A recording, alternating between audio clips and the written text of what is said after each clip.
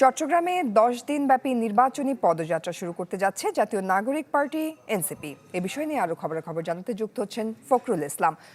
ফখরুল, এনসিপির পদযাত্রার কি খবর আছে আপনার কাছে?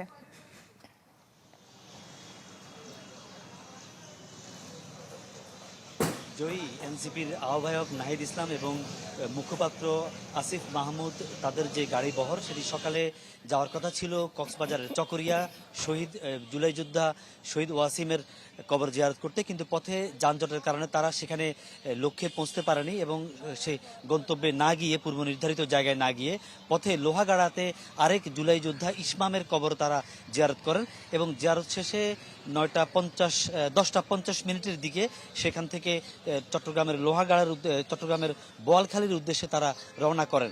এখানে এসে প্রথমে যাবেন এই বোয়ালখালীতে আরেক জুলাই যোদ্ধা ইঞ্জিনিয়ার ওমরের কবরে, সেখানে কবর জিয়ারত করে সেখান থেকে আসবেন তারা ফুলতল এলাকায়। আমরা এখন সেই ফুলতল এলাকায় আছি।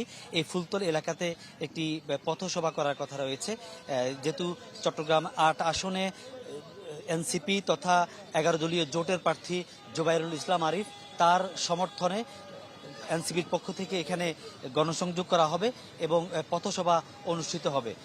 আশা করা হচ্ছে জোহরের আগে পরে, কারণ যে সময় আমাদেরকে জানানো হয়েছে বা তাদের সেখান থেকে রওনা করার যে সময় আমরা জানতে পেরেছি, সেই হিসেবে আমরা ধারণা করতে পারি যে জোহরের নামাজের আগে পরে তারা এখানে পৌঁছবেন এবং এখানে পৌঁছে এই পথসভা তারা সম্পন্ন করবেন। জয়ী ফখরুল, ধন্যবাদ আপনাকে। দর্শক, চট্টগ্রামে এনসিপি ১০ দিনব্যাপী পদযাত্রা শুরু করতে যাচ্ছে, সে বিষয় নিয়ে বিস্তারিত খবর জানছিলাম আমরা।